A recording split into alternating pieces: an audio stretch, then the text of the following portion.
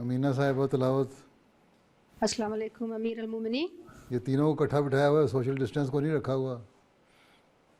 حضور یہ ماں بیٹیاں ہیں تو گورنمنٹ کی ہدایت کے باعث یہ بیٹھ سکتی ہیں اچھا اکٹھی. ان کے اچھا قانون کے مطابق بیٹھ سکتی ہیں. چلو ٹھیک ہے, دے دو پھر. السلام علیکم امیر المومنین. وعلیکم السلام ورحمۃ اللہ وبرکاتہ. شروع کر دو.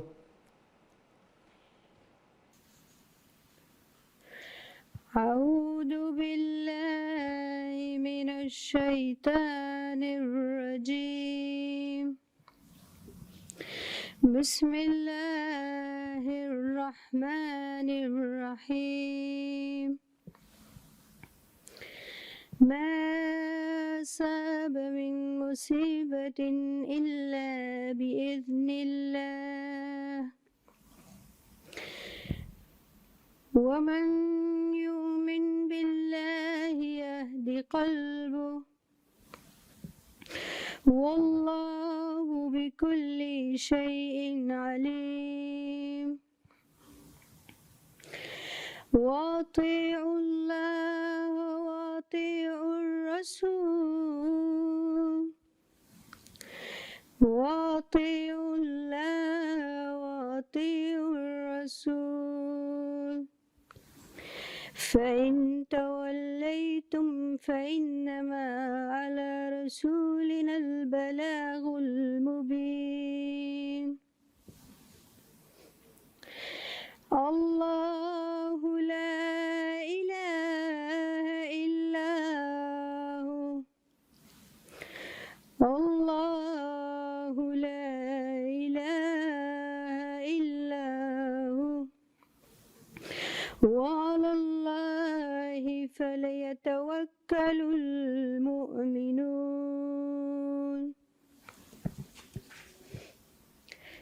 ترجمہ. In de naam van Allah, de barmhartige, de genadevolle. Er gebeurt geen ongelukken zonder toelating van Allah. En wie in Allah gelooft, hij leidt zijn hart en Allah heeft kennis van al dingen. Gehoorzaam dus aan Allah en gehoorzaam de boodschapper. Maar indien gij u afwendt, dan berust op zijn boodschapper alleen de boodschap duidelijk over te brengen. Allah, er is geen God dan hij. Laat de gelovigen daarom in Allah hun vertrouwen stellen.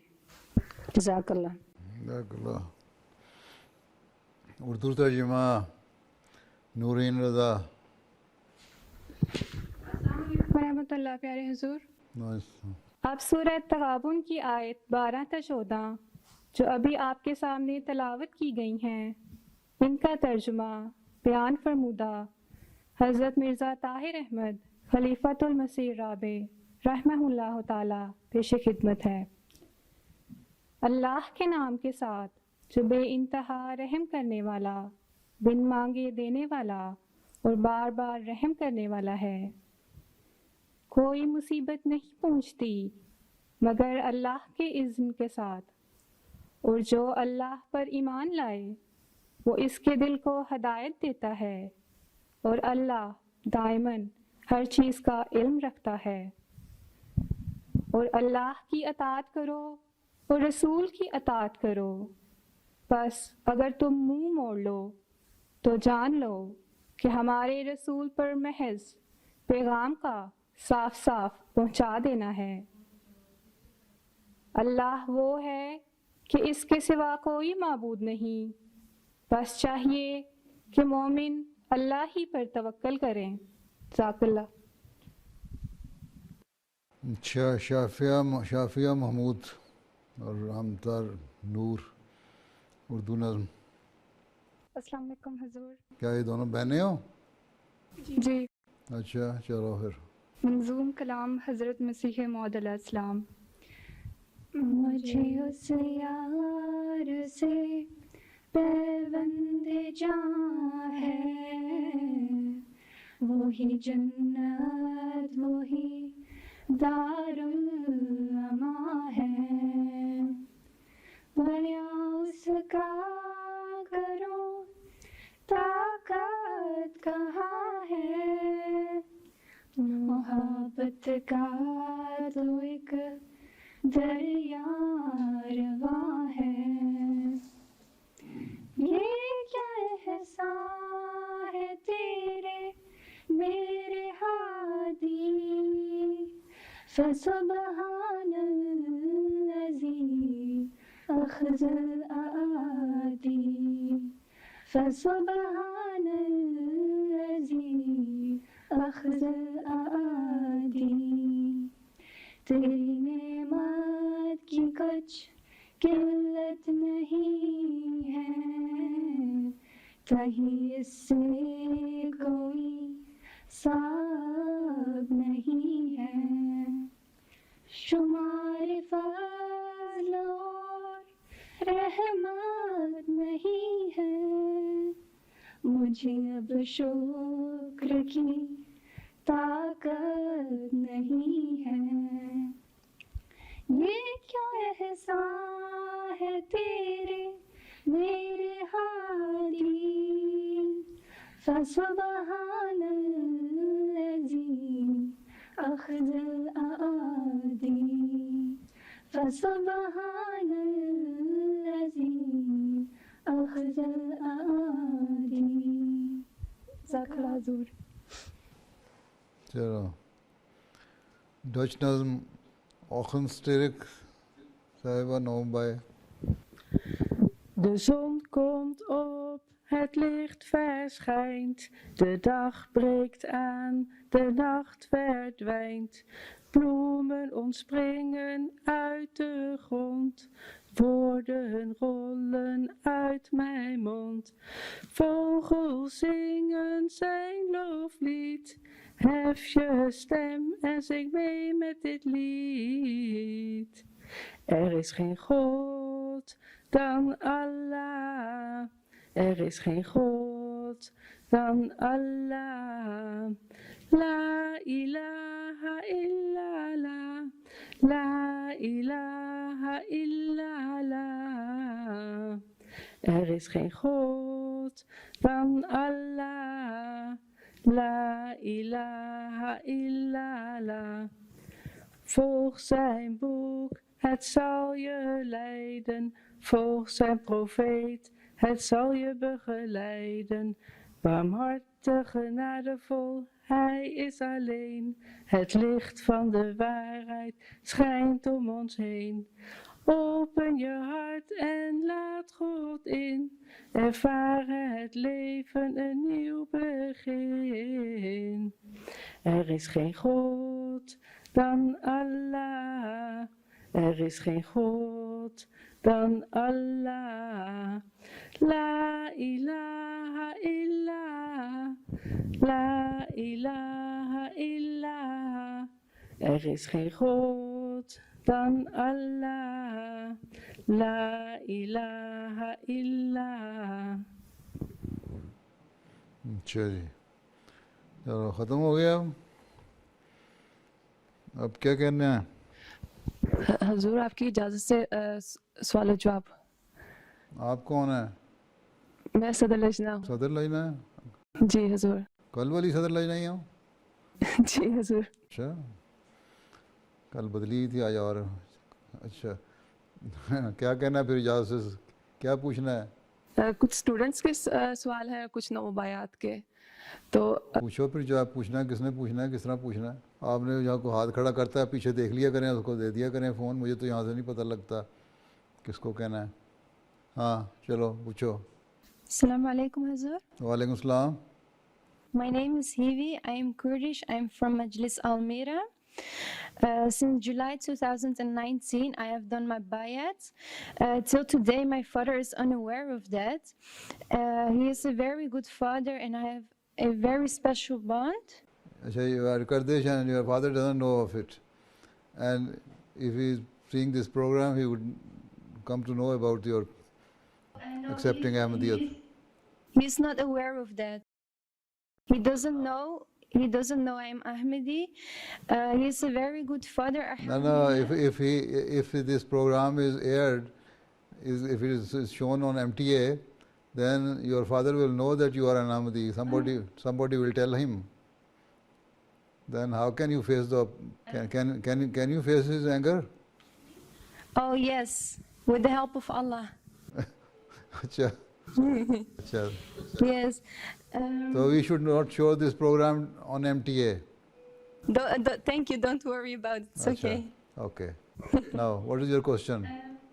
Yes, my question is, I have a really good bond with my father, and unfortunately he doesn't know I am Ahmadi, and I really want to tell him, but he is, I don't know how to tell him because he's not really practicing Islam, and he is, yes, he just doesn't want me to practice Islam, and I don't know. Is he a Muslim? Yeah, he is. He is born as a Muslim, but he doesn't practice. So you accept, just those sitting beside you, they are your sisters? Yes, this is my grandma, and this is my mother. They're also Ahmadiyya, alhamdulillah. Your mother and your grandmother? Yes. Huh? And even your father doesn't know of you, about your mother's accepting Ahmadiyyat? Yes, he does about my mother, but he doesn't know about me. Acha. And he knows that your grandmother is an Ahmadi? Yes, alhamdulillah, yeah. So then what do you want from me? I just want your advice, like when is the right time to You tell see, if you are a practicing Muslim, you are offering daily prayers 5 times, you are doing reading Quran Kareem, you are doing Tilawat Quran Kareem daily, and there is some significant change in your behavior towards religious practices, then he would know that there is some change in you. He will ask you that what is the change. Then you can tell him that there are so many of my friends are Ahmadis and I am very much impressed by the teaching of Ahmadiyyat, and this is because of that I am trying to change myself. And in this way, with the passage of time, you can one day, if you feel that now it is an appropriate time to tell him, then you can tell him that you have accepted Ahmadiyyat. And if you still fear, then wait for some time. Okay, Jazakallah for your advice. Assalamu alaikum, Hazur. Wa alaikum salam. I have a question. My name is, Amina, I'm from Majlis Almir. I'm Kurdish, mother of Hivi. That's my mom. Behind me, my sister and my niece. We all, like Kurdish women in Almir, are busy this moment from last Ramadan.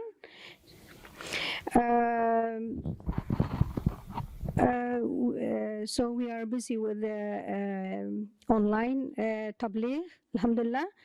Unfortunately, after Ramadan is a big group still going on, but that group is non-Ahmadi Muslim are busy to sorry,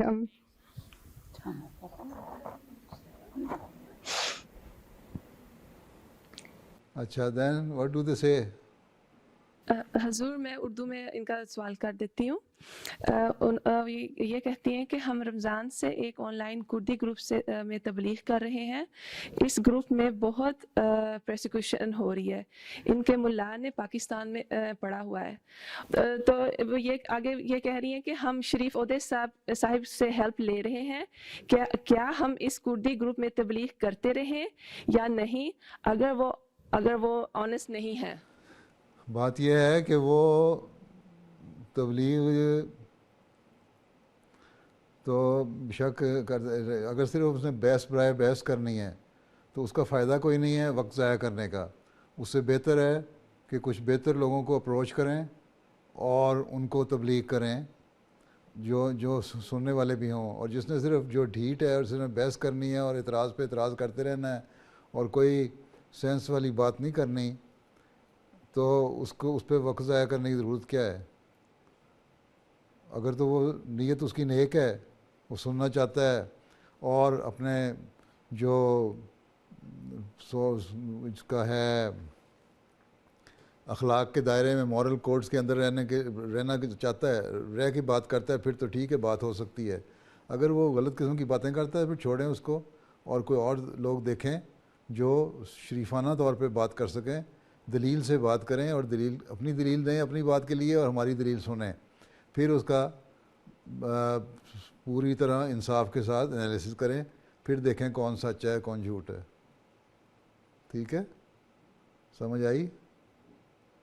جی وہ کہہ رہی ہیں سمجھ آ گئی ہے۔ ترجمہ ہو رہا تھا میری بات کا، ہی اردو کہاں سے آ گئی؟ ہاں جی ساتھ ساتھ ترجمہ ہو رہا ہے حضور۔ اچھا جی اچھا، ہاں جی۔ میرا نام رویت نور کمپیر ہے، اور میرا سوال ہے کہ آپ کے والدین کی کون سی نصیحت آپ کے لیے سب سے مفید ثابت ہوئی ہے؟ یہی کہ کبھی جھوٹ نہیں بولنا۔ جزاک اللہ۔ اور السلام علیکم حضور، میرا نام غزالہ مظفر ہے، اور میرا سوال یہ ہے کہ آج کل سوشل میڈیا پہ یہ نیوز پھیلا ہے کہ بڑے کلودنگ برانڈس کرونا کی وجہ سے اپنے کلودنگ فیکٹری کے ورکرز جو بنگلہ دیش، پاکستان، کمبوڈیا وغیرہ میں رہتے ہیں ان کو بہت کم یا بالکل بھی نہیں پے کرتے ہیں، تو اکثر لوگ یہ کہتے ہیں کہ ہم انہیں بوائکاٹ کریں، تو حضور آپ کا اس بارے میں کیا پوائنٹ آف ویو ہے؟ جو سوال یہ ہے کہ یہ جو کمپنیاں ہیں یہاں کی رہنے والی، یہاں کی جو بڑی کمپنیاں ہیں وہ تو پیسے دے دیتی ہیں، یہ کوئی ڈائریکٹ تو اس کے پاس نہیں جاتے اپنے لیبر کے پاس، یا جو بھی ان کے ساتھ ورکر ہے وہاں تو ایک انٹرمیڈیٹ استعمال ہو رہا ہے۔ کچھ وہاں کے لوگ ہیں جو کانٹریکٹ لیتے ہیں، وہ آگے کانٹریکٹ پہ کام کرواتے ہیں، یہ ان کو کانٹریکٹ دے دیتی ہیں بڑی کمپنیاں، وہ آگے کام کراتے ہیں اور لوکل لیبر سے پھر کام لیتے ہیں، اور وہ اگر نہیں کرتے تو وہ ایکسپلائٹ کرتے ہیں، اگر ان کو صحیح طرح لیبر نہیں دیتے تو وہ ان کا قصور ہے، اس ملک کے رہنے والوں کا، یہاں کی رہنے والی کمپنیوں کا تو قصور اتنا نہیں، کیونکہ عموماً یہی دیکھا گیا ہے کہ یہ لوگ پیسے دے دیتے ہیں، سوائے اس کے اللہ ماشاء اللہ شاید کوئی ہو جو نہ دیتی ہو، کیونکہ ان کے بڑے بزنس چل اس لیے رہے ہیں کہ یہ فیئر بزنس کرنے والے ہیں اور انصاف سے لیبر دیتے ہیں جو بھی مقرر ہو۔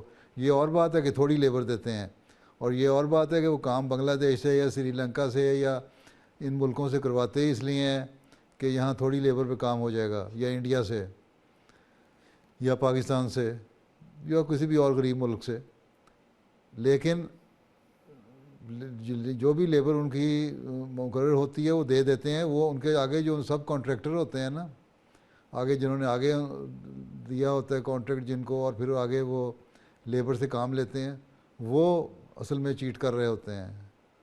تو اس بائیک آؤٹ کرنے سے کیا فائدہ؟ جو تھوڑی بہت ان کی آمدنی ہے وہ بھی ان کے ہاتھ سے جاتی رہے گی، باقی وہاں کا جو ملک کا قانون ہے، یہ تو بنگلہ دیش کا قانون یا جو اسی ملک میں بھی یہ غلط کام ہو رہا ہے اس کو قانون، وہاں کا قانون ہے، ان کو چاہیے نا کہ اپنی لیبر کا خیال رکھیں، اور جو بیچ میں ایسے لوگ ہیں ان کو صحیح ان کا حق دلوائیں، ان کا رائٹ دلوائیں۔ ٹھیک ہے؟ ٹھیک ہے، جزاک اللہ۔ اور السلام علیکم پیارے حضور، میرا نام عائشہ زبیر ہے، اور میرا سوال ہے کہ قرآن پاک میں اللہ تعالیٰ نے مومن مردوں کو اہل کتاب عورتوں سے نکاح کا حلال قرار دیا ہے، کیا آج کل کے زمانے میں ایسا کرنا مناسب ہے؟ بات یہ ہے کہ اہل کتاب سے تو شادی کر سکتے ہیں، ساتھ ہی اللہ تعالیٰ نے یہ بھی کہا ہے کہ تم مشرک سے شادی نہ کرو۔ تو آج کل جو اہل کتاب ہیں وہ عیسیٰ کو خدا ماننے والے ہیں اکثر، تو وہ اہل کتاب ہونے کے ساتھ ساتھ شرک بھی کرنے والے ہیں۔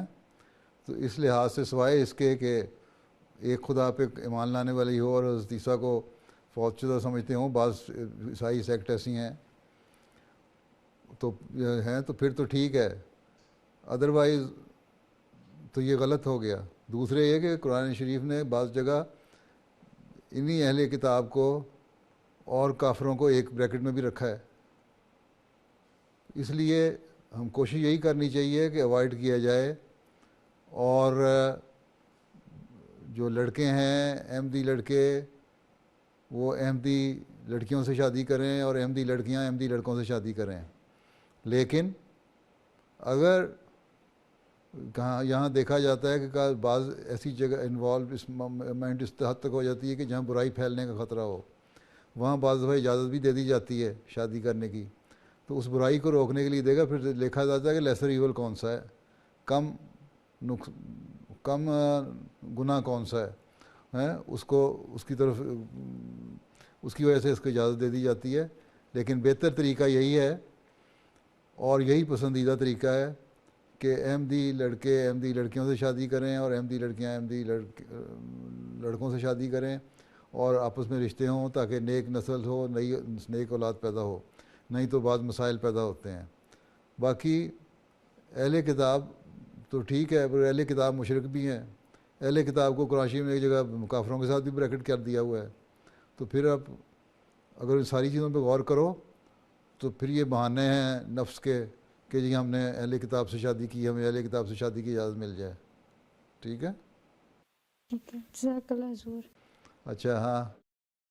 السلام علیکم پیارے حضور، میرا نام قبر سمن ہے اور میرا سوال یہ ہے کہ جب کوئی احمدی جماعت کو چھوڑ کے چلا جاتا ہے تو کس حد تک اس سے رابطہ رکھ سکتے ہیں، رکھنا چاہیے؟ کیونکہ میرے مائنڈ میں یہ تھا کہ کافی دفعہ اس سے لوگ سوچتے ہیں کہ یا کرتے ہیں، سوچتے نہیں ہیں، وہ ابینڈن کر دیتے اس پرسن کو یا بلیک لسٹ کر دیتے ہیں، تو وہ رابطہ بہت کم یا نہیں رکھتے. تو میرے مائنڈ میں یہ تھا کہ جماعت کے ویوز کے اگینسٹ جاتا ہے. بات یہ ہے کہ اگر آپ کا کوئی عزیز رشتہ دار ہے، جہاں تک دین میں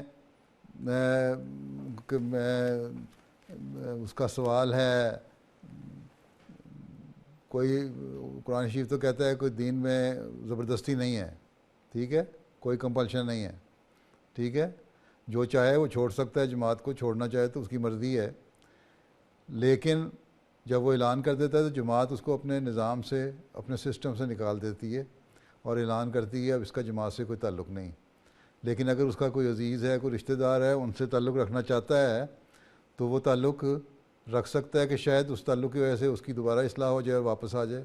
کئی لوگ اس طرح اصلاح ہو کے واپس آ بھی جاتے ہیں تھوڑی دیر عرصے کے بعد. کسی کمزوری کی وجہ سے جماعت چھوڑتے ہیں، لیکن جب ان کا تعلق رشتہ داروں سے ہوتا ہے تو واپس بھی آ جاتے ہیں. باقی اگر وہ جماعت کو چھوڑنے کے بعد جماعت کی مخالفت میں باتیں کرتا ہے، حضرت مسیح علیہ السلام کو گالیاں دیتا ہے، خلفاء کے متعلق غلط باتیں کرتا ہے، جماعت کے نظام کے متعلق غلط باتیں کرتا ہے، تو ایسے شخص کو ویسے ہی اوائڈ کرنا چاہیے کہ کیونکہ وہ پھر آپ کے دماغ کو بھی زہر آلود کرے گا، پلیوٹ کر دے گا، ٹھیک ہے، پوائزن کرے گا. اس لیے اس سے بچنا چاہیے. اب یہ کسی ایک بارے میں فیصلہ کہ ایک نہیں ہو سکتا، یہ دیکھنا پڑے گا کہ اس نے جماعت چھوڑ کے آیا وہ شریفانہ رنگ میں علیحدہ ہو کے زندگی گزار رہا ہے تو ٹھیک ہے، اس کے عزیز رشتہ دار اس کو تعلق اس کا رکھ سکتے ہیں. کئی لوگ ہیں جو جماعت چھوڑتے ہیں، اعلان کرتے ہیں اور پھر ان کے رشتہ داروں میں شادیاں ہوتی ہیں. لوگ مجھے لکھتے ہیں کہ اس نے جماعت چھوڑ دی تھی، جماعت نے اس کو نماز سے علیحدہ کر دیا، بلکہ بعض کا اخراج بھی ہوتا ہے. تو ہمارے یہاں شادی ہو رہی ہے، ہمارا قریبی رشتہ دار ہے، ہم اس کو بلا لیں. تو جب وہ مجھے لکھتے ہیں تو میں کہتا ہوں ہاں بلا لیں، اپنی شادی میں بلا لیں، اپنے فنکشن میں بلا لیں، کوئی حرج نہیں.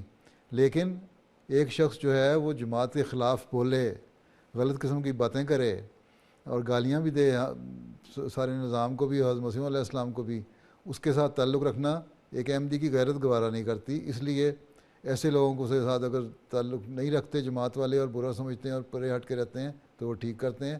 لیکن یہ جو نہیں اس قسم کا جو شریفانہ طور پہ رہ رہا ہے، زندگی گزار رہا ہے، اپنے مذہب چھوڑ دیا، اس کو نہیں پسند آیا، ٹھیک ہے، اس کے عزیز رشتہ داروں سے تعلق رکھ سکتے ہیں اور رکھتے ہیں، اور پھر بعض دفعہ ان کی اصلاح بھی ہو جاتی ہے.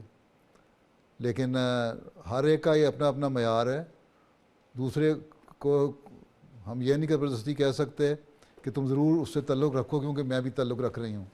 لیکن یہ بہرحال ہے کہ اگر کوئی کچھ بول نہیں رہا جماعت کے خلاف یا نظام کے خلاف یا مسیح علیہ السلام کے خلاف یا خلفاء کے خلاف، تو پھر ہمارے کسی احمدی کا یہ حق نہیں بنتا کہ اس کے خلاف بولے. ٹھیک ہے، جزاک اللہ حضور. ہاں جی. اور السلام علیکم. وعلیکم السلام. حضور میرا نام نورین ہے. میرا آپ سے سوال ہے کہ اگر ایک वक्फ़े नो की फील्ड नैनो टेक्नोलॉजी हो तो वो अपनी स्टडीज़ कंप्लीट करने के बाद किस तरह से जमात की खिदमत कर सकती है? देखो जी, नैनो टेक्नोलॉजी तो एक इल्म है ना, और नैनो टेक्नोलॉजी जो है वो आजकल मेडिसिन में भी इस्तेमाल हो रही है और भी बहुत सारे शोबों में इस्तेमाल हो रही है, रिसर्च में इसमें हो रहा है काम, ठीक है ना। नैनो टेक्नोलॉजी यही है ना, एक छोटे से माइन्यूटेस्ट पार्टिकल के ऊपर तुम बहुत सारे काम ले सकते हो, जिस तरह तुम कंप्यूटर में छोटी सी चीज़ पे बहुत सारी चीज़ें डाल लेते हो, ठीक है ना, यही है ना जी। ठीक है, तो आपने अगर रिसर्च में जाना है नैनो टेक्नोलॉजी, अभी नैनो टेक्नोलॉजी तो इब्तदाई रिसर्च में बहुत कम इस पर काम वैसे हो रहा है प्रैक्टिकल, लेकिन करने में कोई हर्ज नहीं है, कर सकते हैं। रिसर्च में जाने पर तो मैंने इनकरेज करता हूँ लोगों को कि जाएँ, ज़रूर जाएँ, करें। और लड़के भी जाते हैं, लड़कियाँ भी जाती हैं। अगर किसी का रिसर्च का इतना शौक़ है और उसके वाकई उसमें इतनी कैलिबर की है, इतनी कैपेबिलिटी है, तो वो करे। नैनो टेक्नोलॉजी में जाने में कोई हर्ज नहीं। ये भी एक साइंस का इल्म ही है ना, कोई भी साइंस के इल्म की तरह ये भी एक इल्म है, इसको हासिल करने में क्या हर्ज है जी। सवाल क्यों पैदा हुआ है आपको? नहीं, लेकिन इसका जमात को क्या फ़ायदा होएगा अगर कोई वक्फ है? जमात जो है, एक इसका जमात को फ़ायदा ये है कि जमात का एक मकसद इंसानियत की खिदमत है ना, ठीक है। जमात का एक मकसद इंसानियत की खिदमत है ना, कि नहीं है जी? बस है। फिर तो जब इसका फ़ायदा ये होगा कि इससे इंसानियत की खिदमत होती है। एक डॉक्टर बनता है, वक्फे न है, उसको कह दिया जाता है कि तुम डॉक्टर बन जाओ और अभी जमात का अस्पताल में जगह नहीं, तो गवर्नमेंट के अस्पताल में काम करो, तो उसका जमात को क्या फ़ायदा होता है?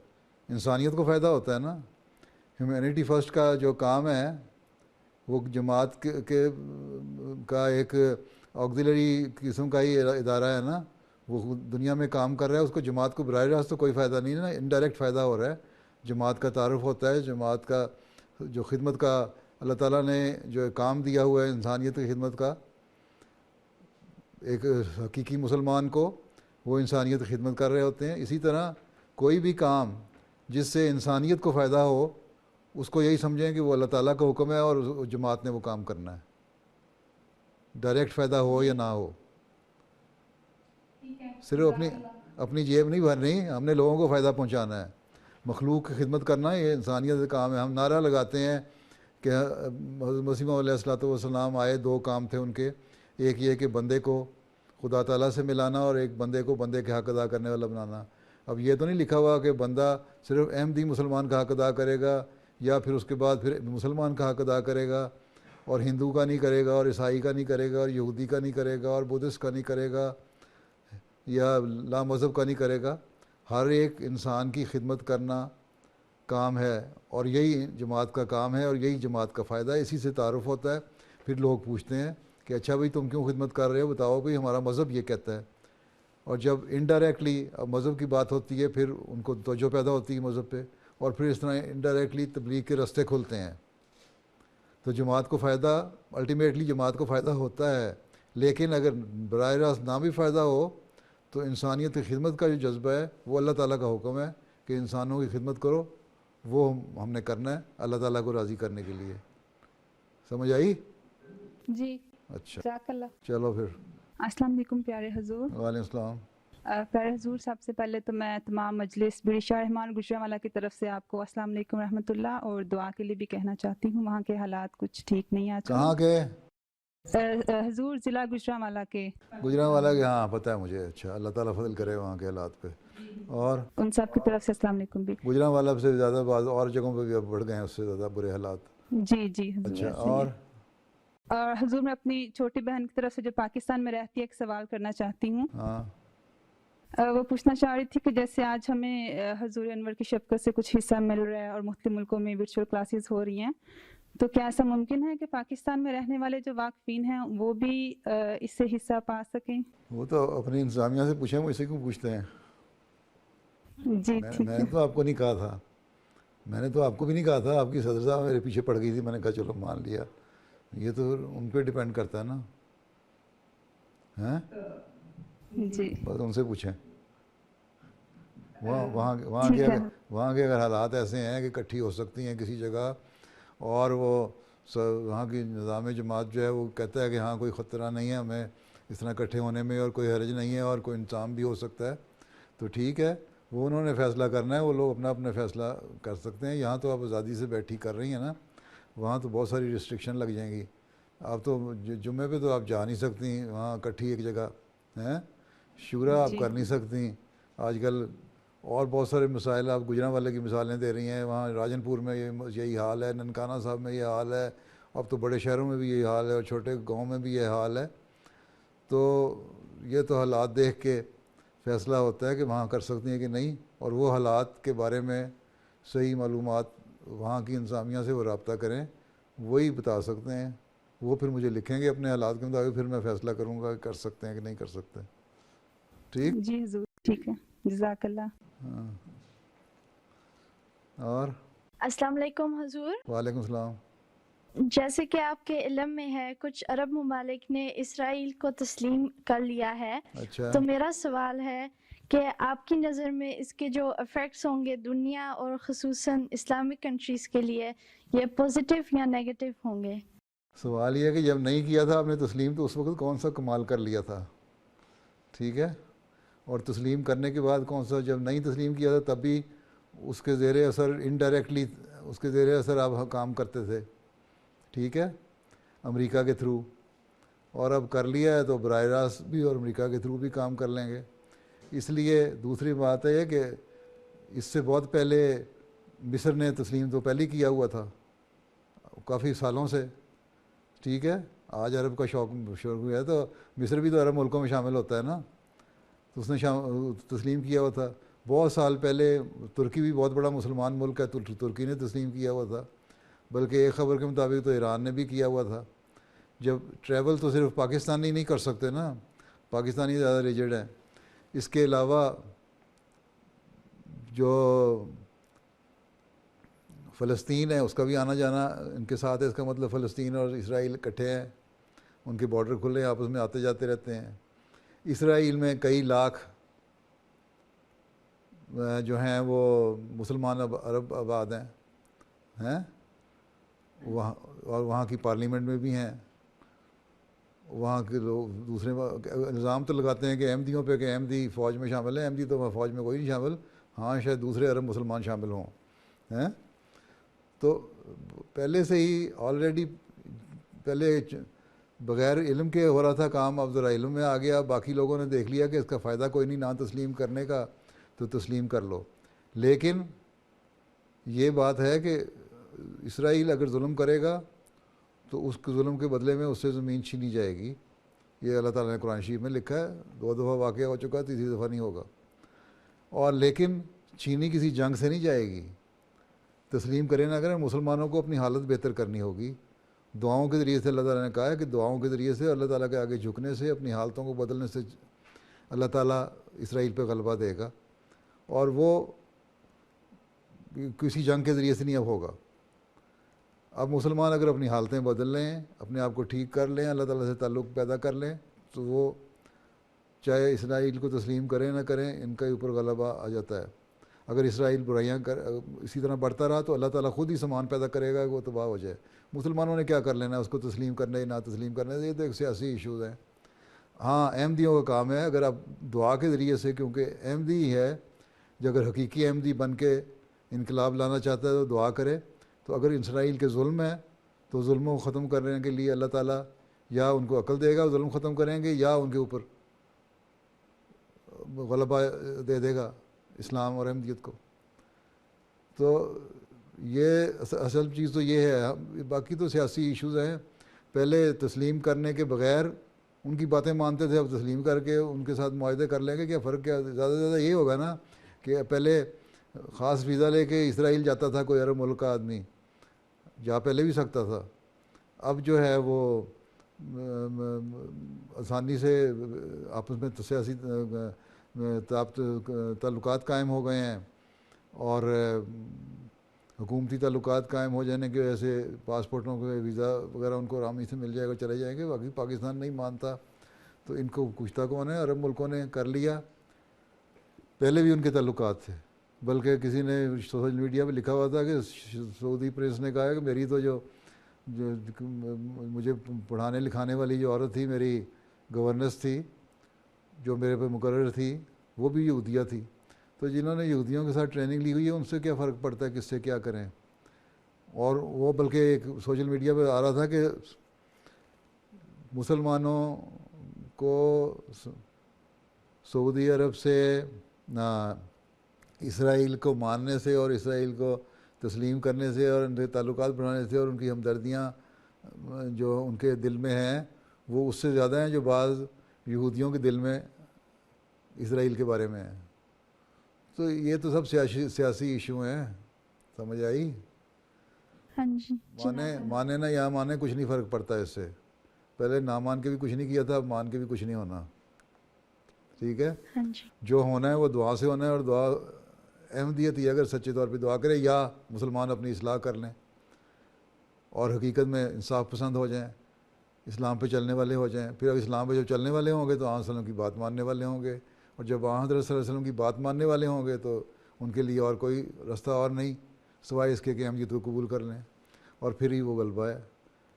اور وہ اس وقت تک ہے, اس وقت ہوگا جب اگر اسرائیل اپنے ظلم کر رہا ہے اور مسلمانوں پہ ظلموں کی وجہ سے پھر آگے بڑھتا چلا جا رہا ہے تو اللہ تعالیٰ خود ہی راستے بند کرے گا اس کے لیے اور ختم ہو جائے گا. اور اگر وہ اصلاح کرتا ہے اور اپنا حق ادا کرتا ہے تو یہودی ایک بستی ہے یا ایک ملک ہے, وہ قائم رہے گا, وہاں بیٹھے رہیں گے وہ جب تک وہ انصاف کرتے رہیں گے. جب ظلم کریں گے پھر تباہ ہو جائیں گے. مجھے تو یہ پتہ ہے. جزاک اللہ. اور السلام علیکم. حضور میرا سوال تھا کہ قرآن مجید میں 7 آسمانوں کا ذکر ہے, تو اس سے کیا مراد ہے؟ اس سے مراد یہ ہے کہ آسمان کی بھی تو کئی لیئرز ہیں. آسمان کوئی سالڈ چیز تو ہے نہیں نا, ہیں مختلف گیسز کی لیئرز ہیں نا آسمان کے اوپر بھی. اسی طرح درجے ہیں. ایک تمثیلی میٹافور ہے, بنائی ہوئی تمثیل کے درجے ہیں جنت کے. اس میں پہلا آسمان, دوسرا آسمان, تیسرا آسمان, چوتھا آسمان, 5واں, 6واں, 7واں. اسی طرح جنت کے درجے بنائے ہیں اللہ تعالیٰ نے. ایک تمثیلی رنگ پیش کیا کہ تاکہ تم لوگوں کو سمجھ آ جائے. باقی اوپر جاؤ گے تو فضا تو ایک فضا ہی ہے نا, ایک سے دوسرے سے دوسری لیئر نکلتے چلی جائے گی, لیکن وہاں مختلف گیسز کی لیئرز بھی ہیں. ٹھیک ہے؟ ٹھیک. کوئی سالڈ چیز تو نہیں نا آسمان ہے. آپ نے سائنس پڑھی ہوئی ہے؟ ہاں جی. پھر کیا ہے سائنس, کیا ہے نا آسمان, کیا ہے آسمان؟ تو ایک خلا ہے نا. ہاں جی. کیا کچھ ہے آسمان؟ گیسز ہیں نا. کتنی قسم کی گیسز ہیں؟ بہت. بس پھر وہی آسمان ہے. ٹھیک. جزاک اللہ. اور السلام علیکم پیارے حضور. وعلیکم السلام. میرا نام نمانہ افضل ملی ہے.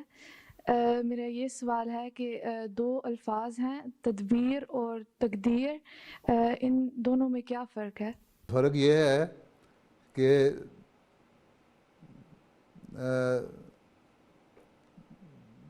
اللہ تعالیٰ نے ایک چیز جو مقدر کی ہوئی ہے, ایک تقدیر ہے انسان کی موت ہے. ٹھیک ہے؟ یہ ہر ایک پہ آنی ہے نا. اس سے کوئی انسان, اس سے کوئی جاندار اس سے بچ نہیں سکتا ہے نا. الٹیمیٹلی یہ تقدیر ہے نا, اللہ تعالیٰ کی ایک تقدیر ہے کہ موت آنی ہے. ٹھیک ہے؟ لیکن تدبیر یہ ہے کہ اگر ایک انسان جب بیمار ہوتا ہے تو اس کا علاج کروائے, وہ تدبیر ہے. اس لیے کہ موت آ جانی ہے, اب کیا فرق پڑتا ہے, مرنا تو ایک دن انسان نے ہے, تو مجھے علاج کرانے کی کیا ضرورت ہے, مجھے ڈاکٹر کے پاس جانے کی کیا ضرورت ہے, مجھے آپریشن کرانے کی کیا ضرورت ہے. یہ غلط ہے. تو تقدیر اللہ تعالیٰ کی تقدیر پہ توکل کرو. اس وقت توکل ہے دوسری چیز, جب پہلے تدبیر کر لو. ایک شخص حضرت صلی اللہ علیہ وسلم کے پاس آیا, بیٹھا ہوا تھا, واپس گیا تو باہر جا کے دیکھا تو اس نے وہ اونٹ اس کا غائب تھا. وہاں سے واپس آ کے شکایت کی میرا اونٹ غائب ہو گیا. آن سے فرمایا تم نے اس کو باندھا تھا؟ انہوں نے کہا جی میں نے توکل کیا تھا اللہ تعالیٰ پہ. انہوں نے کہا توکل نہیں, پہلے تدبیر ضروری ہے. تدبیر کرو, اس کا اونٹ کا گھٹنا باندھو, پھر اللہ پہ توکل کر کے چھوڑاؤ, پھر ٹھیک ہے. تو یہاں بھی وہی فلسفہ کہ چلے گا کہ تقدیر تو ایک ہے, ایک تقدیر ایسی ہے جو ٹل جاتی ہے دعاؤں سے, ایک تقدیر ہے جس نے نہیں ٹلنا, وہ فائنل ہے. یہ فائنل تقدیر یہ ہے کہ انسان نے الٹیمیٹلی مرنا ہے, اور ٹلنے والی تقدیر یہ ہے کہ ایک بیماری ہے, اس کے علاج کے بعد اسے شفا پا جانی ہے, انسان صحت یاب ہو جائے گا, اس کی عمر لمبی ہو جائے گی. تو یہ فرق ہے. اس لیے جو تدبیر ہے وہ کرنی ہے. اس کے بعد جو اللہ تعالیٰ کی جو تقدیر ہے, ایک تقدیر لازم ہونے والی ہے اور ایک تقدیر جو ہے وہ بدلی جا سکتی ہے. اور صرف تقدیر, ہماری پاس تقدیر ہی یہ تھی, یہ کہہ دینا کہ تقدیر ہی یہ ہے ہماری, اس لیے ہم ہاتھ پہ ہاتھ دھر کے بیٹھے رہے, مسلمان کام نہیں کرتے, نکمے بیٹھے رہتے ہیں, یہ ہماری تقدیر ہی یہی ہے. کووڈ کے جو پھیلی ہوئی یہ بیماری, اس سے بچنا نہیں کہ کوئی نہیں, مرنا تو ہے ایک دن, بھائی مرنا ہے تو ضرور ہے کہ پہلے مرا جائے. اللہ تعالیٰ کے یہ بھی اللہ تعالیٰ کا اور اللہ کے رسول کی نافرمانی ہے کہ جب اس نے علاج پیدا کیے ہوئے ہیں اور حکم دیا, بلکہ سہولتیں پیدا کی ہیں, تو ان سے فائدہ نہ اٹھایا جائے, تدبیر نہ کی جائے. ہیں ٹھیک ہے, جی سمجھ آ گئی نا؟ جی جزاک اللہ حضور. Assalamu alaikum, Pyare Huzur. السلام. My question is, how can we tell if a dream is from Allah or if it is merely a projection of our subconscious mind, like most of the dreams? See, there is no hard and fast rule with regards to this. If it is from Allah Ta'ala, then you will see that it is being fulfilled. Or Allah Ta'ala will show you some signs that this is from Allah, with which you would know that this is from Allah. But every person sees dreams during the night. If he is or she is taking a sound sleep, at least 4 or 5 dreams. That is what the psychiatrists say. So every dream is not from Allah Ta'ala. There are so many dreams. Even those dreams who are going to be true and they are from Allah Ta'ala, there are some additional things in those dreams which are not the part of the dream, but they are extra things. So if you see, you are satisfied after having seen the dream, then, and there are some signs, and you feel that you are feeling comfortable after seeing this dream, then it is from Allah Ta'ala. And if it supports by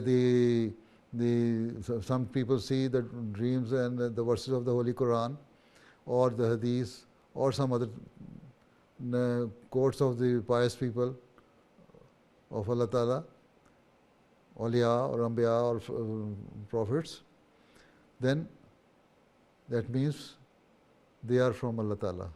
And you feel in your heart that they are from Allah Ta'ala. Yes? Right? Jazakallah.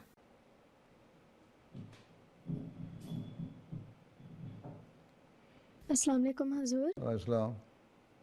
High school میں جو بچیاں جاتی ہیں، school کا ماحول ایسا ہوتا ہے کہ دوستیاں بہت امپورٹنس رکھتی ہیں. اگر کوئی اچھی یا کوئی کمپنی نہ ملے تو ہم اپنا کانفیڈنس کیسے بڑھا سکتے ہیں؟ ورنہ سیلف اسٹیم اور پڑھائی پہ بھی بہت اثر پڑتا ہے. دوستی کیوں نہ ہو؟ کس نے کہا دوستی نہ کرو؟ اچھی اور جو اچھے اخلاق کی لڑکیاں ہیں اور ان سے دوستی کرنی چاہیے، لیکن یہی یاد رکھنا چاہیے کہ ہر ایک میں کوئی برائی ہوتی ہے. جو ویسٹرن سوسائٹی کی برائیاں ہیں، بعض میں آزادی کی وجہ سے آ جاتی ہیں، پیدا ہو جاتی ہیں، جن کا ان کو خیال نہیں ہوتا. ان کا level of standard of moral جو ہے نا ان کا اور ہے.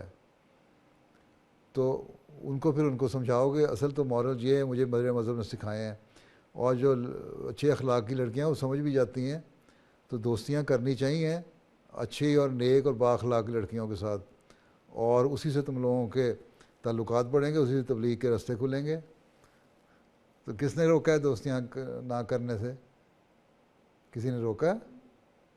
نہیں روکا نہیں، لیکن اگر کوئی اتنی اچھی یا کوئی دوستیں نہیں اتنی ملتی تو پھر دوستیں اگر اچھی نہیں نکلتی، اگر تم اچھی ہو تو دوستیں آپ کی اچھی بن جائیں گی.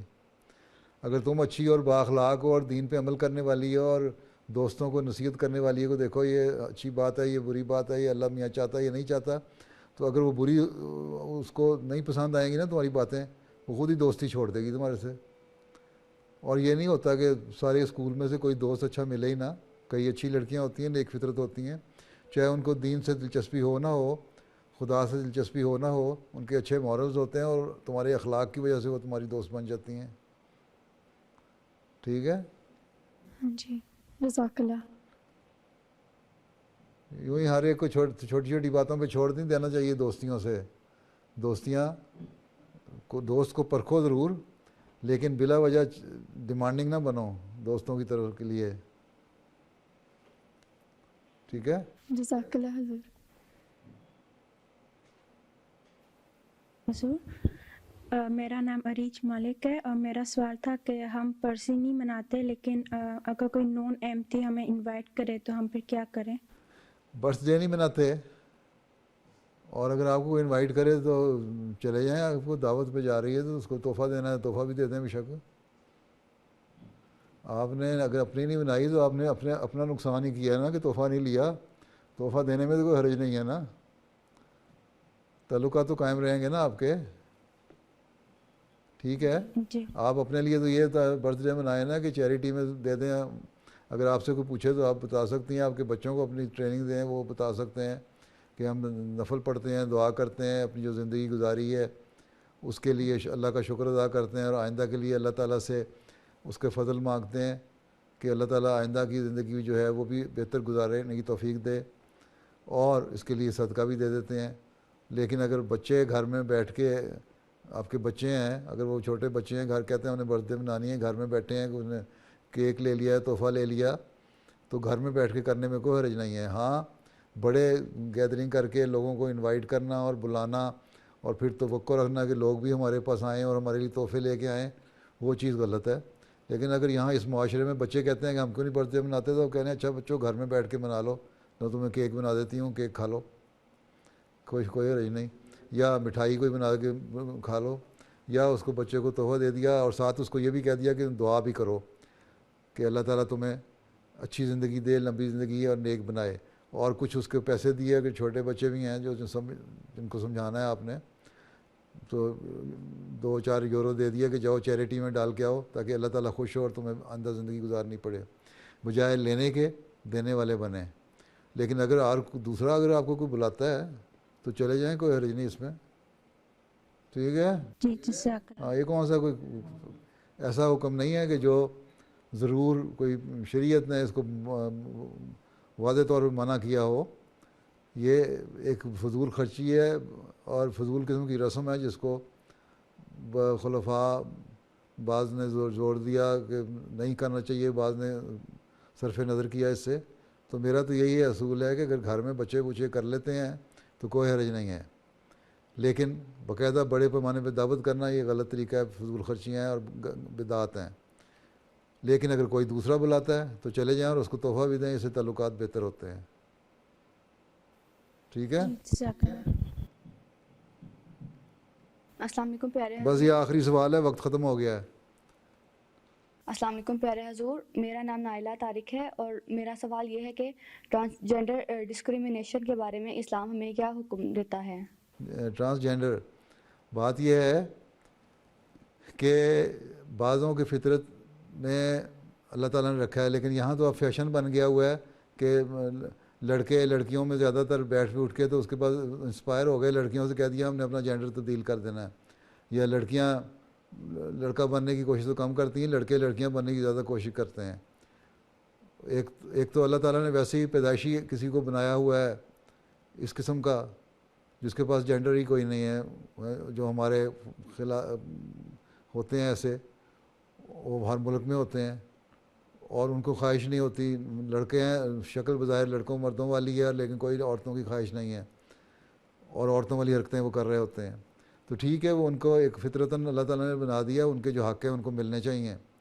لیکن یہ چیز غلط ہے کہ آپس میں ایک سوسائٹی سے متاثر ہو کے جی یا کسی ماحول میں بیٹھ کے تو کہہ دیا میں اپنا جینڈر تبدیل کرانا ہے, میں نے آپریشن کرانا ہے, میرے ہارمونس انجیکٹ کروانے ہیں, اور ہارمونس ٹریٹمنٹ کر کے تو سائیکاٹرسٹ کے پاس جا کے اور ہارمون کی ٹریٹمنٹ کرا کے اپنا جینڈر بدل لو. یہ چیزیں غلط ہیں, اسلام اس کی اجازت نہیں دیتا. ٹھیک ہے جی. چلو باقی جو پیدائشی ہیں ان کا حق ادا کرنا چاہیے, ان کو کوئی برا بھلا نہیں کہنا چاہیے, ان کو بیچاروں کو مجبور ہیں بیچارے, وہ تو ان کی ایک بیماری ہے. ٹھیک ہے ٹھیک ہے, جزاک اللہ. چلو پھر اللہ حافظ, السلام علیکم ورحمۃ اللہ. السلام ورحمۃ اللہ وبرکاتہ حضور, جزاک اللہ احسن الجزاء. السلام علیکم. وعلیکم السلام.